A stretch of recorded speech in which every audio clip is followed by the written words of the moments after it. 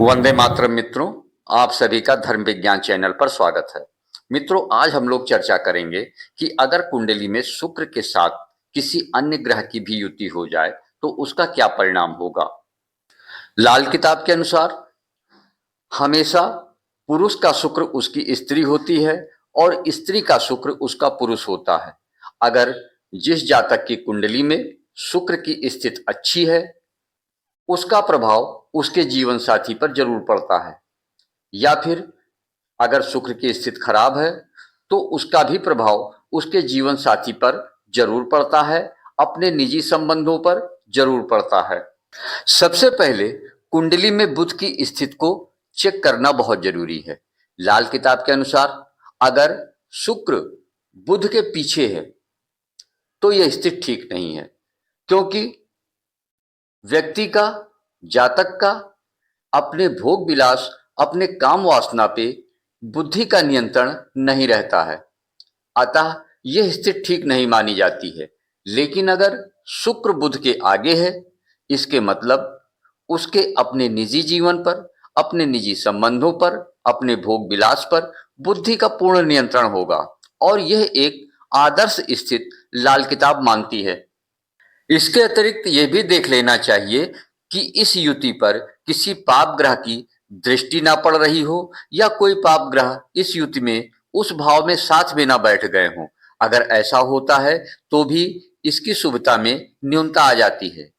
मित्र, अब एक एक करके समझते हैं कि अन्य ग्रहों के साथ शुक्र की युति का क्या परिणाम होता है। लेकिन उसके पहले आप सभी से विनम्र निवेदन है कि अगर पहली बार इस चैनल पर आए हैं तो चैनल को सब्सक्राइब जरूर कर लें, और अगर वीडियो आपको लगे कि ज्ञानवर्धक है तो इसे लाइक एवं शेयर अवश्य करें। इन सभी युतियों में सबसे पहले हम लेते हैं सूर्य और शुक्र की युति। यह युति अपने आप में बड़ी महत्वपूर्ण है, क्योंकि सूर्य आत्मा का कारक है, सम्मान का कारक है, और वहीं पर शुक्र भोग विलास का कारक है।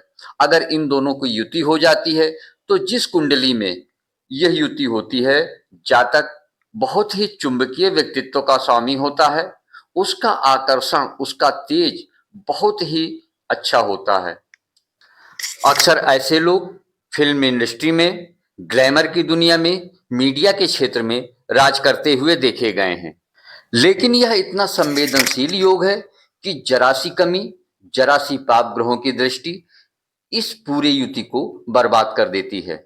यहाँ पर जातक अगर अपने जीवन में कुछ लक्षणों को, कुछ खराब लक्षणों को भी इन्वॉल्व कर लेता है तो भी वह अपने इस युति को खराब कर देता है। अगर जातक अपने जीवन साथी के साथ या अपोजिट सेक्स के साथ दिन के समय में शारीरिक संबंध बनाता है, ऐसा जातक अपने इस युति को बर्बाद कर देता है, इसकी शुभता को नष्ट कर देता है। इसके अलावा ऐसा भी देखा गया है कि ऐसा जातक नमक जो ज्यादा खाता हो, अगर भोजन में पर्याप्त मात्रा में नमक है तो भी वो ऊपर से नमक लेता है, ऐसा जातक अपने सूर्य को खराब कर लेता है और इस युति को बर्बाद कर देता है। यहाँ पर हम ये समझते हैं कि शायद शुक्र खराब होगा, लेकिन ऐसा नहीं है। इसमें सबसे ज्यादा डेंट सूर्य को लगता है। अगर सूर्य खराब हो जाता है तो वहां पर जातक विभिन्न प्रकार की गुप्त बीमारियों से ग्रसित हो जाता है, शुक्राणुओं का क्षय होना शुरू हो जाता है, और कोई ऐसी क्रोनिक डिजीज, कोई ऐसी गंभीर बीमारी भी लग सकती है जिसका मेडिकल लाइन में कोई भी इलाज उपलब्ध नहीं है। ये अब समझते हैं कि वो कौन कौन से उपाय हैं जिनको अपनाकर हम अगर सूर्य और शुक्र की युति कुंडली में है तो उसको और ज्यादा शुभ बना सकते हैं। इसमें सबसे पहले तो खाने में नमक सामान्य मात्रा में लेना चाहिए, और कोशिश करें कि रविवार के दिन अगर नमक ना खाएं तो ज्यादा बेहतर होगा, या फिर हल्का खाएं। इसके अलावा किसी भी अपोजिट सेक्स से, अपने जीवन साथी से दिन के समय में शारीरिक संबंध नहीं बनाना चाहिए, और प्रतिदिन सूर्य को जल देना चाहिए, और आदित्य हृदय स्त्रोत का पाठ करना चाहिए।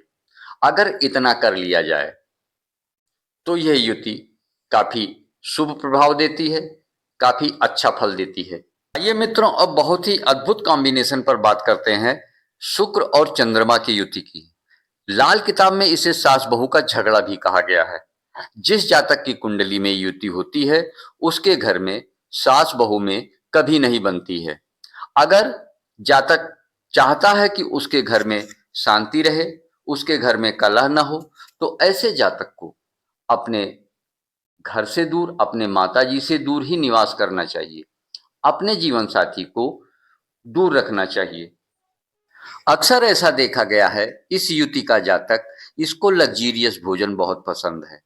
काफी छप्पन भोग, सजा धजा भोजन इसको चाहिए। इसलिए ऐसे जातक अधिकतर होटल में भोजन करना और एक अच्छे स्तरीय, अच्छे रेस्तरां में, होटल में भोजन करना ज्यादा पसंद करते हैं।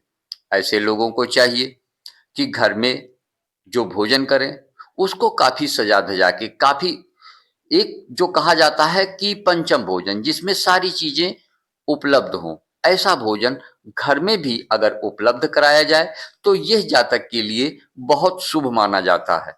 यहाँ पर यह भी ध्यान देना चाहिए कि यह युति किस भाव में बन रही है, इसका भी काफी प्रभाव पड़ता है। लाल किताब के अनुसार चंद्रमा हमारी लिक्विड मनी का कारक है और शुक्र हमारी लग्जीरियस का। अतः इन दोनों में कॉम्बिनेशन बनाने के लिए अपने धन को, अपने पैसे को ऐसी जगह लगाएं जहां पर इनकी बढ़ोतरी होती रहे, जैसे बैंक में, एफडी में, ऐसी जगह पर इनका इन्वेस्टमेंट करना चाहिए। अगर ऐसा जातक करता है तो उसका मनी फ्लो लगातार बढ़ता रहता है।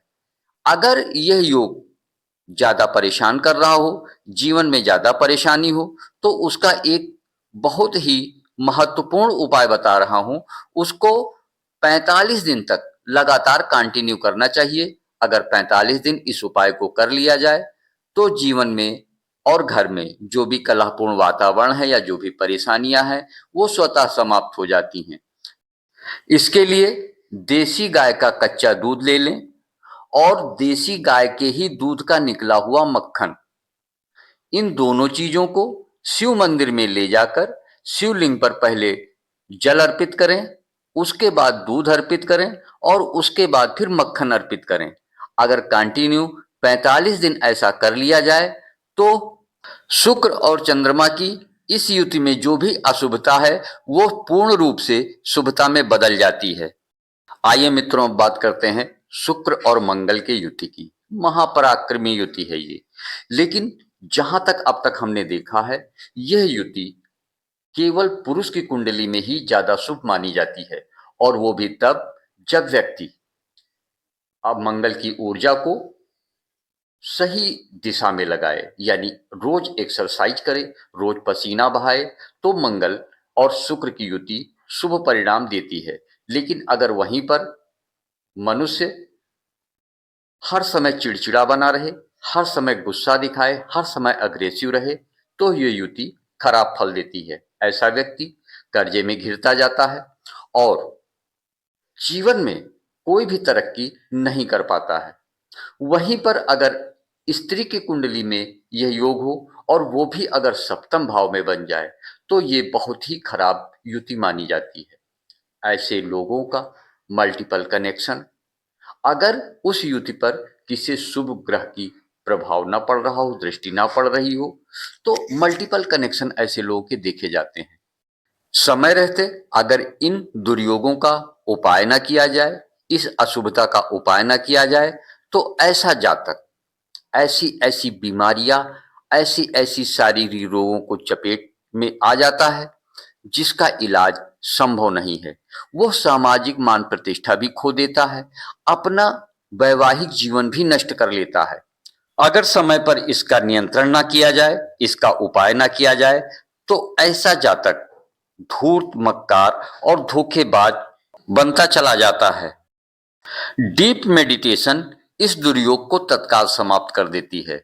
अगर कोई ऐसा व्यक्ति मिल जाए, ऐसा मार्गदर्शक मिल जाए, ऐसा गुरु मिल जाए जो डीप मेडिटेशन करवा सकता हो, वो पलक झपकते इस दुर्योग को समाप्त कर देता है और मनुष्य की, जातक की सारा जीवन सुखमय हो जाता है। आइए मित्रों, अब बात करते हैं शुक्र और बुध के युति की। महाभाग्यशाली योग है ये। जिस भी कुंडली में ये योग होता है, ऐसा जातक बहुत ही धनवान और बहुत ही प्रतिभावान होता है। ज्योतिष शास्त्र में इसे लक्ष्मी नारायण योग कहा गया है। ऐसा जातक कलम से ताकतवर माना गया है, यानी ऐसा जातक उच्च पद को सुशोभित करता है और जब तक उसकी कलम चलती रहती है, उसका भाग्य प्रबल रूप से सहायक रहता है। परंतु यदि इस युति में कोई पाप ग्रह आ जाए, जैसे सूर्य, मंगल, शनि, राहु, अगर ये आकर साथ में बैठ जाएं, तो वहां पर जातक चारित्रिक रूप से पथभ्रष्ट भी हो जाता है। ऐसा जातक सिर्फ अपनी बुद्धि को सर्वोपरि रखता है। वो सोचता है कि मैं जो सोचता हूं, मेरा जो विचार है, वही सर्वप्रिय है और वही सर्वमान्य है। ऐसी स्थिति में जातक को शुक्र को मजबूत करने का उपाय जरूर करना चाहिए, क्योंकि चरित्र का दोष बहुत बड़ा दोष है और अगर यह आ जाता है जीवन में, तो मनुष्य हर तरफ से कलंकित होता है, हर तरफ से नुकसान उठाता है। तो यहाँ पर शुक्र को मजबूत करने के लिए ज्वार, सफेद ज्वार जो होती है, उसको प्रति शुक्रवार को काली या लाल गाय को अपने हाथ से खिलाना ज्यादा उत्तम माना गया है। यह उपाय प्रत्येक वर्ष जातक को एक बार जरूर करना चाहिए, लगातार 45 दिन। इसके अलावा जातक को हमेशा अपने खुशी पर, अपने जीवन पर फोकस रखना चाहिए। उसे हर समय ऐसे कार्य करना चाहिए जिससे उसको खुशी मिले। उसको दूसरों के ऊपर ध्यान नहीं देना चाहिए। अगर वो दूसरों के कार्यों से जल्दी इरिटेट हो जाता है, तो वो स्वयं अपनी जो है ग्रह स्थिति को बिगाड़ लेता है, उसके चेहरे की रौनक समाप्त हो जाती है। आइए मित्रों, अब बात करते हैं शुक्र और शनि के युति की। लाल किताब में शुक्र और शनि को पति पत्नी कहा है। ये एक बहुत ही बेस्ट कॉम्बिनेशन है। यहाँ पर शनिदेव जहाँ डिसिप्लिन के कारक हैं, न्याय के कारक हैं और समय के पाबंद होने के कारक हैं, वहीं पर शुक्रदेव धन दौलत के कारक हैं, लग्जीरियस के कारक हैं। अर्थात ऐसा जातक जिसकी कुंडली में शनि और शुक्र की युति होती है, वो जहां कहीं भी जिस भी कार्य में हाथ डालेगा, वहीं से धन आना शुरू हो जाएगा। उसकी लक हर जगह काम करेगी, बशर्ते अगर वो शनिदेव के डिसिप्लिन को मानता है, हमेशा समय का पाबंद रहता है, समय से सारे काम करता है और गरीब लोगों को सताता नहीं है या किसी से इमोशनल चीटिंग या धोखेबाजी या धन हड़पना ऐसा कार्य नहीं करता है। अगर ऐसा कार्य जातक करता है, तो शनिदेव को जरा भी देर नहीं लगती उसे अर्श से फर्श पर पटकने में।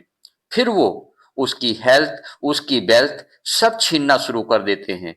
अतः ऐसे जातक को विशेष ध्यान रखना चाहिए कि किसी को इमोशनली चीटिंग जैसे कार्य में संलग्न नहीं होना चाहिए, क्योंकि इसका असर बाद में बच्चों पर देखा जाता है। उनका जीवन पथभ्रष्ट हो जाता है, उनका भविष्य अंधकारमय हो जाता है।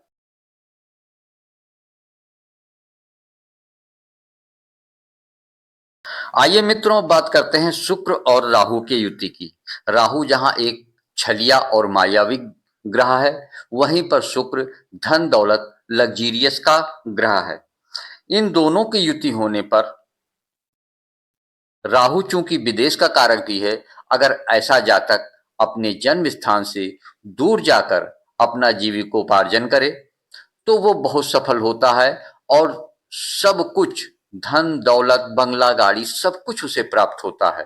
लेकिन अगर वो जन्म स्थान पर ही रहता है, तो वो लकीर का फकीर ही बना रहता है, जीवन में कोई तरक्की नहीं कर पाता है। यहाँ पर ध्यान देने वाली बात है कि ऐसे युति वाला जातक अगर आडंबर ज्यादा दिखाता रहेगा, अपने लग्जीरियस का, अपने अमीर होने का, भले उतना ना हो, लेकिन अगर वो ये दिखाता रहेगा, भौकाल मेंटेन करता रहेगा, तो उसके पास ऑटोमेटिक धन और सफलता दोनों खिंचकर चले आएंगे।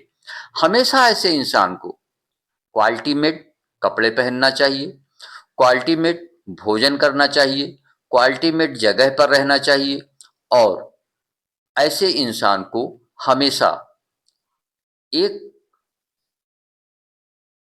यहां पर एक सूत्र याद रखना चाहिए कि राहु विस्तार का कारक है।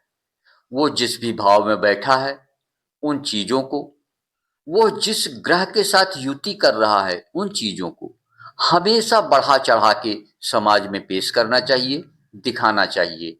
अगर ऐसा इंसान करता है तो इस युति का और राहु का शुभ प्रभाव उसे मिलता ही मिलता है। आइए मित्रों, बात करते हैं शुक्र और केतु की युति की। जैसा कि हम जानते हैं, केतु मुक्ति का कारक है, मोक्ष का कारक है, डिटैचमेंट का कारक है। अतः ये युति उतनी अच्छी तो नहीं मानी जाती, लेकिन फिर भी महत्वपूर्ण है। जहां पर शुक्र और केतु की युति हो, वहां पर मनुष्य को चाहिए कि ज्यादा अपोजिट सेक्स से, अपने जीवन साथी से उतना लगाव ना रखे, उसको अपने बंधन में बांधने की कोशिश ना करे, हमेशा स्वतंत्रता उसे दे और अपने आप को अन्य कार्यों में और अपने जीवन के अन्य उद्देश्य में लगा के रखे।